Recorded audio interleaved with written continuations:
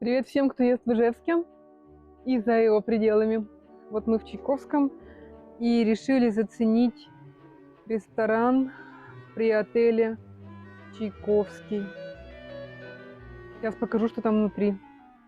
Это очень красиво. Привет! Посмотрите, ну какова красота! Мы как будто попадаем в прошлое.